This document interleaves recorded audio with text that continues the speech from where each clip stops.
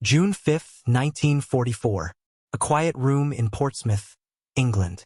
Outside, the wind howls and rain lashes against the windows. Inside, one man sits alone with the weight of the free world on his shoulders. In his hand, a piece of paper. On it, words he hopes he'll never have to read.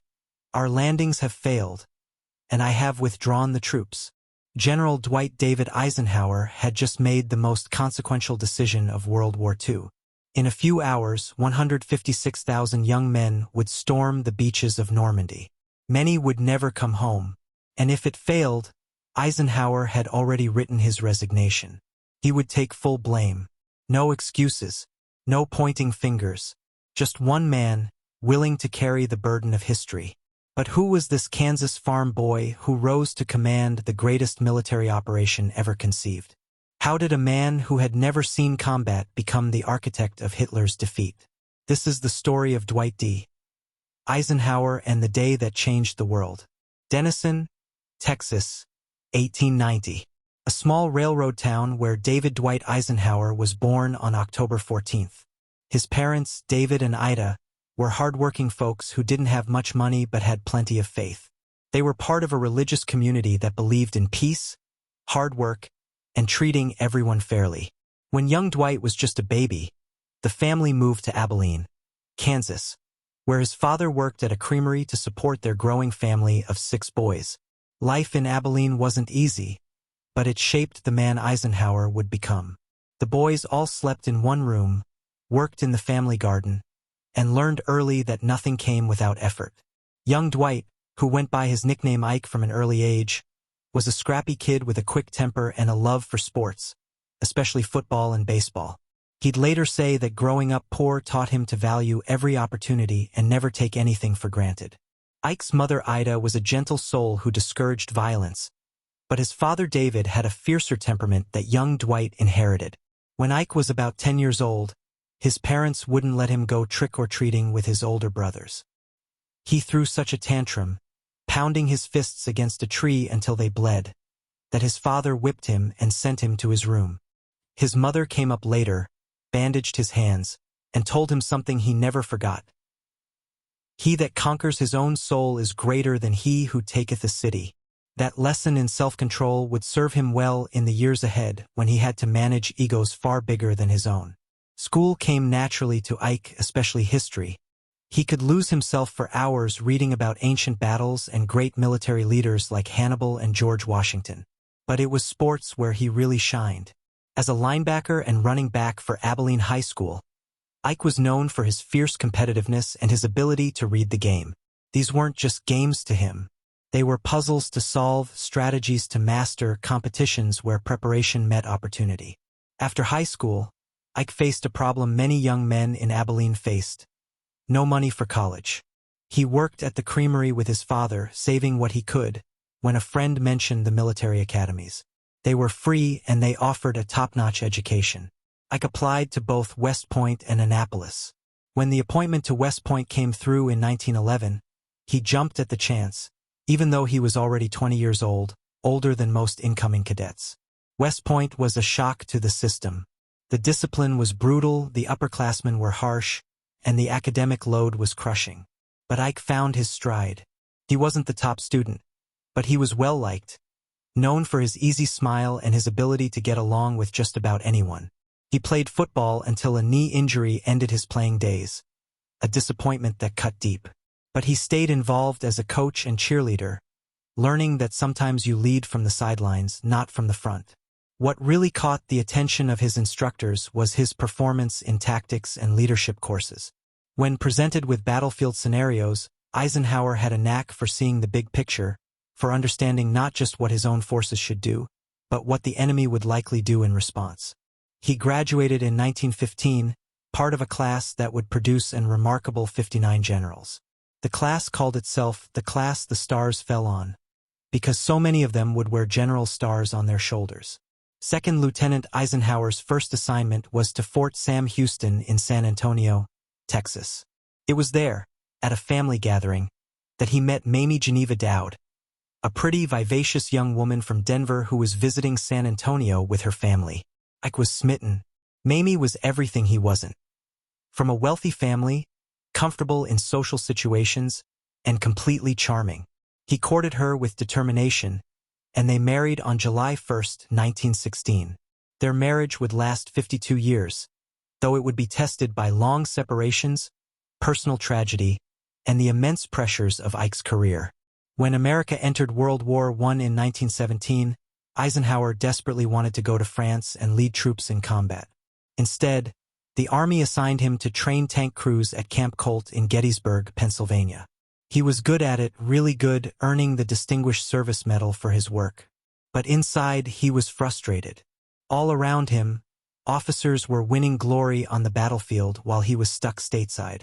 He couldn't have known it then, but this experience training and organizing troops, managing logistics, and dealing with personnel issues was preparing him for something far greater than leading a company into battle. After the war ended, the Army shrank dramatically. Promotions dried up. Eisenhower spent years as a major, moving from post to post, studying military theory and history in his spare time. In 1921, tragedy struck when his first son, Dwight, whom they called Icky, died of scarlet fever at just 3 years old. Both Ike and Mamie were devastated. Eisenhower threw himself into his work, perhaps as a way to cope with the grief that never entirely left him. The 1920s and 1930s were Eisenhower's graduate school in military affairs, though he didn't know it at the time.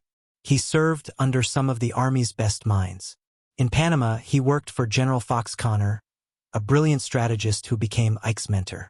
Connor had Eisenhower read everything he could about military history, especially about coalition warfare when armies from different countries had to work together. Connor told him that there would be another world war, and that America would fight it alongside allies, and that the hardest part wouldn't be defeating the enemy but keeping the allies united. Remember that Eisenhower did. Connor pulled strings to get Eisenhower into the Command and General Staff School at Fort Leavenworth, where he graduated first in his class of 275 officers. Then came a coveted spot at the Army War College. By the mid-1930s, Eisenhower was recognized as one of the Army's brightest staff officers. He worked for General Douglas MacArthur, first in Washington and then in the Philippines, where MacArthur was helping build up the Philippine Army. Working for MacArthur was difficult. The general was brilliant but egotistical, dramatic, and often impossible to please. But Eisenhower learned patience, diplomacy, and how to manage a difficult boss, skills that would prove invaluable when he had to work with prickly Allied commanders and politicians. When World War II broke out in Europe in September 1939, Eisenhower was still a lieutenant colonel, unknown outside Army circles. But everything was about to change. After Pearl Harbor in December 1941, Army Chief of Staff General George Marshall called Eisenhower to Washington to work in the War Plans Division. Marshall had a problem. The United States was suddenly fighting a two-front war against Japan in the Pacific and Germany in Europe, and the Army needed to figure out how to do both at once. Eisenhower impressed Marshall immediately. He worked 18-hour days, developing plans for how to fight the war. More importantly, he understood what Marshall and President Roosevelt wanted: an Anglo-American alliance that would invade Nazi-occupied Europe and defeat Hitler. While other officers argued for focusing on the Pacific or for small-scale operations around the edges of Hitler's empire, Eisenhower argued for a direct cross-channel invasion of France. It was bold, risky, and exactly what needed to happen. Marshall promoted Eisenhower rapidly. Lieutenant colonel became brigadier general, then major general, then lieutenant general, all within a year. In June 1942, Marshall sent Eisenhower to London to take command of American forces in Europe. His job was to work with the British to plan the invasion of Europe. He was 51 years old and had never commanded troops in combat. Critics questioned whether he was up to the job. Eisenhower would prove them wrong. Working with the British was complicated. They had been fighting since 1939 and had suffered terrible losses. They were skeptical of American plans and American generals. British Prime Minister Winston Churchill was a force of nature, brilliant and eloquent, but also stubborn and prone to pushing his own strategic ideas. Eisenhower had to convince the British to support American plans while also listening to their concerns and incorporating their hard-won experience. The first test came in November 1942 with Operation Torch, the invasion of North Africa. Eisenhower commanded a force of American and British troops that landed in Morocco and Algeria. The operation succeeded, but there were problems. American troops weren't as well trained as they needed to be. Coordination between British and American units was clumsy. Eisenhower himself made mistakes in handling his subordinate commanders. But he learned.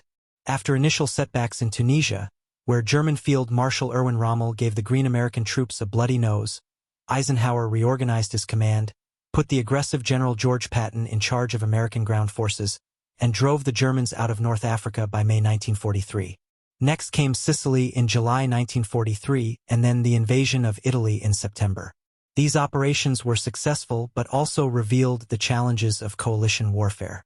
British General Bernard Montgomery was prickly and difficult, often ignoring Eisenhower's orders to pursue his own plans. Patton was a brilliant battlefield commander but also a loose cannon who created problems with his behavior. Eisenhower had to balance competing egos, national interests, and strategic priorities.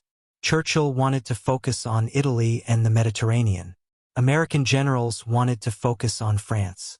Eisenhower had to find the middle ground, building consensus, smoothing over disagreements, and keeping everyone focused on defeating Germany. What made Eisenhower special wasn't his battlefield genius. Other generals were more tactically brilliant. It was his ability to lead a coalition, to make a British general and an American general work together, to navigate the politics of the alliance while never losing sight of the military objective. He had what one historian called a passion for anonymity in the service of harmony. He gave credit to others and took blame himself. He refused to let disputes between allies become public. When things went right, he praised his subordinates. When things went wrong, he took responsibility. By the end of 1943, the decision had been made. The Allies would invade France in the spring of 1944. The operation was codenamed Overlord, and Eisenhower was chosen to command it. In January 1944, he returned to London to begin planning the largest amphibious invasion in history. The stakes couldn't have been higher. If the invasion failed, it might be years before the Allies could try again. The Soviet Union was already suspicious of its Western allies and was bearing the brunt of the fighting against Germany. A failed invasion might cause Stalin to make a separate peace with Hitler. Everything depended on getting this right. Planning D-Day was staggeringly complex. Eisenhower had to coordinate the efforts of millions of people. Soldiers, sailors, airmen, intelligence officers, logistics specialists, engineers, and more. He had to choose where to land, a decision that would determine whether the invasion succeeded or failed. He had to deceive the Germans about where the invasion would come. He had to ensure that enough supplies would get to the beaches to sustain the troops once they landed. He had to coordinate with resistance fighters in France. He had to manage the weather, the tides, the moon, and 1,000 other variables. The initial plan called for landing on 3 beaches. Eisenhower looked at it and said it wasn't enough. He expanded it to 5 beaches and insisted on dropping paratroopers behind German lines to secure the flanks. He demanded more landing craft, more air support, more of everything. Some thought he was being too cautious, but Eisenhower knew that soldiers' lives depended on getting this right.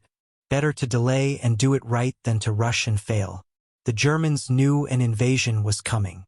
They had fortified the entire coast of France with what they called the Atlantic Wall. Bunkers, machine gun nests, mines, obstacles on the beaches, everything they could think of to stop an invasion. Field Marshal Rommel was in charge of the coastal defenses, and he was working frantically to strengthen them. The Germans had 50 divisions in France. If they could get them all to the invasion beaches quickly, they could drive the Allies back into the sea. The key was deception. Eisenhower's intelligence officers created an entire phantom army, complete with fake radio traffic, dummy tanks and aircraft, and false reports fed to German spies. The Germans became convinced that the main invasion would come at Pas-de-Calais, the closest point to England, and that any landing in Normandy would be a diversion. This deception, codenamed Operation Fortitude, was so successful that even after D-Day, the Germans kept divisions at Calais for weeks, waiting for the real invasion. As the spring of 1944 wore on, the pressure on Eisenhower mounted. He had to deal with difficult subordinates. Montgomery wanted more control. Patton was in the doghouse after slapping 2 soldiers suffering from battle fatigue, and Eisenhower had to decide whether to send him home or give him another chance. Air Marshal Arthur Tedder, Eisenhower's British deputy, and Air Chief Marshal Trafford Leigh-Mallory argued about the air plan. Churchill kept proposing alternative operations that would delay or change Overlord. Through it all, Eisenhower kept his temper, built consensus, and kept the plan moving forward. The invasion was scheduled for early June when the tides, moon, and weather would all be right. There was only a brief window when conditions would be suitable. As June approached, Eisenhower moved his headquarters to Portsmouth, on the southern coast of England. All across southern England, troops were loading onto ships and aircraft. Everyone knew the invasion was imminent. Eisenhower spent those last days visiting troops, talking to paratroopers and soldiers, trying to reassure them and himself. Then came the weather. A storm blew in on June 4th, the day before the planned invasion. The seas were rough, visibility was poor. Eisenhower's meteorologist, Group Captain James Stagg, said conditions were unsuitable. The invasion would have to be postponed. Eisenhower gathered his top commanders: Montgomery, Tedder, Admiral Bertram Ramsay, Leigh-Mallory, and others. Should they wait? Postponing meant recalling thousands of ships and aircraft, some already at sea. It meant the troops would know the invasion had been postponed, bad for morale. And the next window of good tides wouldn't come for 2 weeks, giving the Germans more time to prepare. But Stagg offered a glimmer of hope. He predicted a brief break in the weather on June 6th. It wouldn't be ideal, but it might be good enough. Eisenhower listened to his commanders. Leigh-Mallory was pessimistic, predicting that paratroop losses would be catastrophic. Montgomery was ready to go. The admirals said they could manage. Eisenhower walked outside, looked at the sky, came back in. The decision was his alone. He looked at the faces around the table and said 5 words, "Okay, let's go." It was the loneliest decision of his life. If the invasion failed, it would be his fault. He knew that. That night, June 5th, he sat down and wrote a message taking full responsibility if the landings failed. He dated it July 5th by mistake, then corrected it. The message read, "Our landings have failed and I have withdrawn the troops. My decision to attack at this time and place was based on the best information available. The troops, the air, and the Navy did all that bravery could do. If any blame or fault attaches to the attempt, it is mine alone." He folded it and put it in his wallet. Then he went to visit the paratroopers of the 101st Airborne who would be the first to land in France. Those paratroopers, kids really, most in their late teens or early 20s, were painting their faces and checking their equipment. They were about to jump into occupied France in the middle of the night. Many wouldn't survive. Eisenhower walked among them, joking, asking where they were from, wishing them luck. One soldier later remembered that Eisenhower's hand was shaking. The general who had to send men to their deaths was, underneath the calm exterior, terrified that he was sending them to die for nothing. The paratroopers took off. Then the bombers, thousands of them, heading for Normandy to pound the German defenses. Then the ships, an armada of 5,000 vessels, the largest fleet ever assembled, carrying 156,000 men toward 5 beaches codenamed Utah, Omaha, Gold, Juno, and Sword. Eisenhower went back to his headquarters and waited. There was nothing more he could do. The fate of the invasion, and perhaps the fate of the world, was now in the hands of those young soldiers, sailors, and airmen. June 6, 1944. D-Day. The reports started coming in. The paratroop drops were scattered, men landing miles from their objectives, but they were causing chaos behind German lines.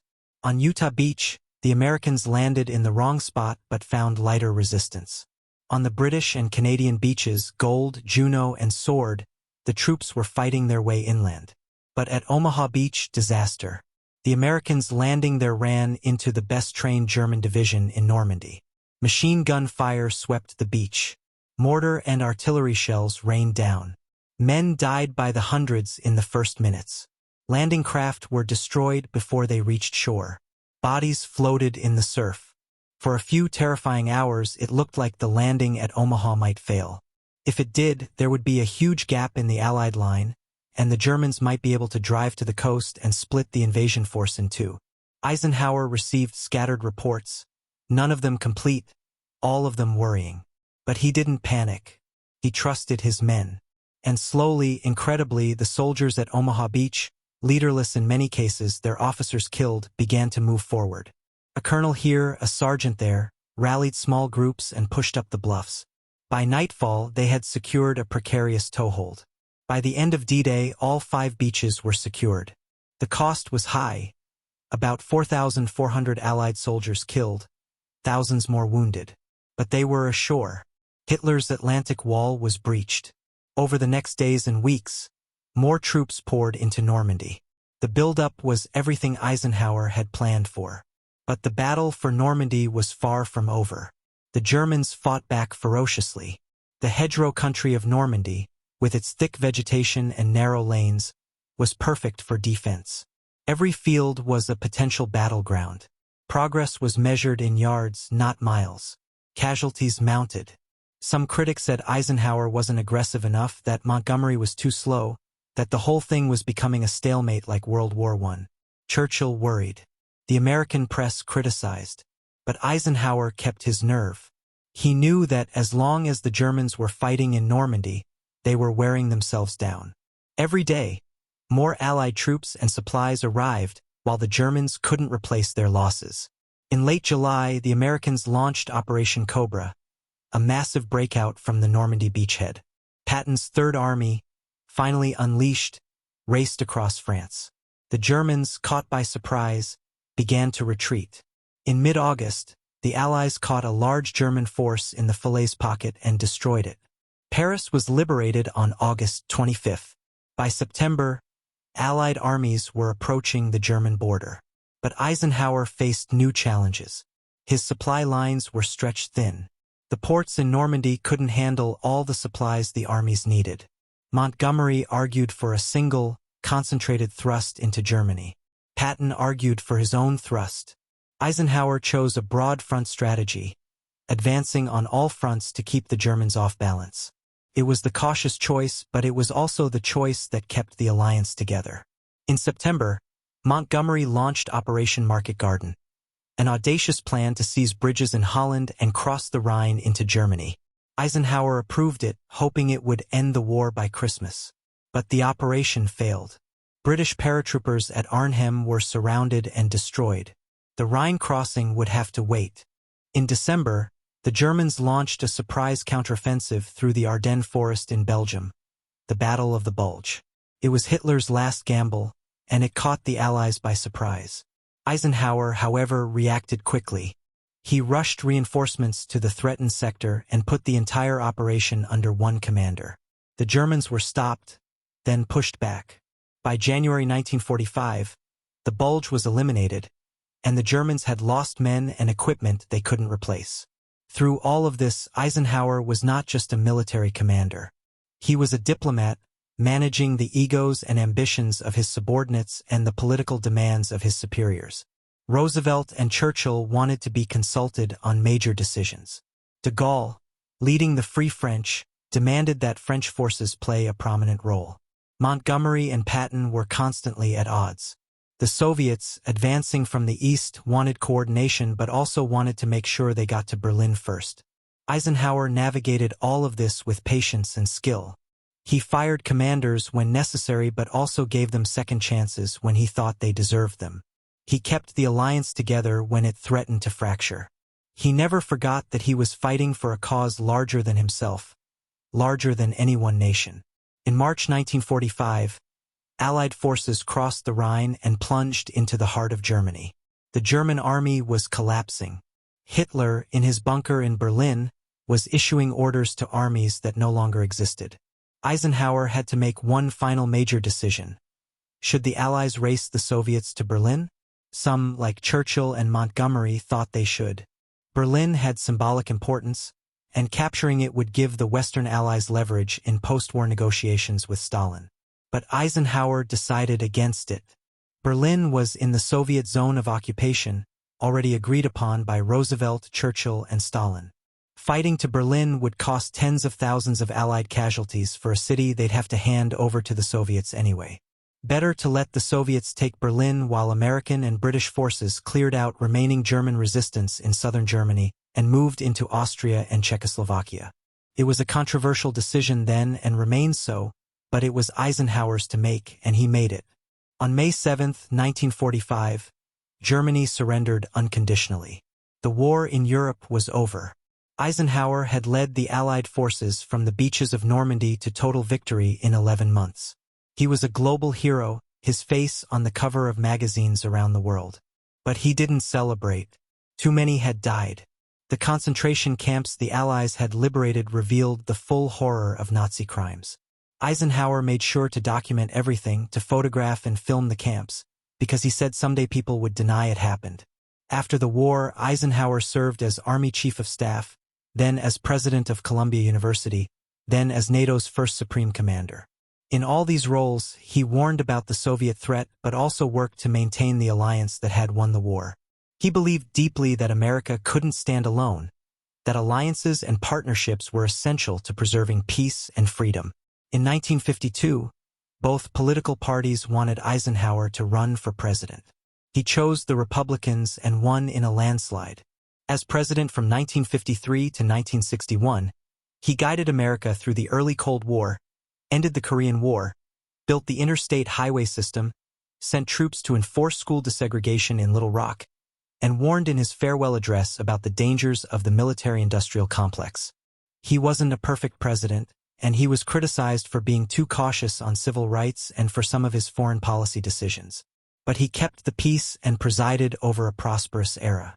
Eisenhower retired to his farm in Gettysburg, the same town where he had trained troops during World War I. He wrote his memoirs, painted, played golf, and enjoyed his grandchildren. He died on March 28, 1969, at age 78. Millions mourned the man who had led them to victory in World War II and guided them through challenging times as president. Looking back, what made Eisenhower great? He wasn't the most brilliant military strategist. He wasn't the most charismatic leader. He made mistakes, sometimes trusting the wrong people, sometimes being too cautious when boldness was needed. But he had qualities that were perhaps more important. He could work with people, even difficult people. He could build consensus without compromising principles. He could make hard decisions and live with the consequences. He could lead without ego, sharing credit and taking blame. Most importantly, on that stormy night in June 1944, when the fate of the world hung in the balance, Dwight Eisenhower had the courage to say, "Okay, let's go." He was willing to risk everything, including his own reputation and career, on a decision that had to be made. And when those young men stormed the beaches of Normandy the next morning, they weren't just fighting for their countries. They were vindicating the faith that one man from Kansas had placed in them. D-Day succeeded not just because of planning or resources or courage, though all of those mattered. It succeeded because at the critical moment, the right person was in command. A person who understood that leadership isn't about glory or recognition. It's about service. It's about making the hard choices that no one else wants to make. It's about bearing the weight so others don't have to. That was Dwight David Eisenhower, a farm boy from Kansas who rose to command the largest military operation in history, who led the forces of freedom to victory over tyranny, and who never forgot that true leadership means putting others first. His legacy isn't just D-Day or victory in Europe or 8 years in the White House. His legacy is the reminder that ordinary people, when called upon, can do extraordinary things. That leadership isn't about being the smartest or the most talented. It's about character, integrity, and the willingness to carry the burden when everyone else is counting on you. As Eisenhower himself once said, "The supreme quality for leadership is unquestionably integrity. Without it, no real success is possible." He lived that truth every day of his life, and because he did, the world is a freer, better place. That is the measure of a leader. That is the legacy of the man who planned D-Day.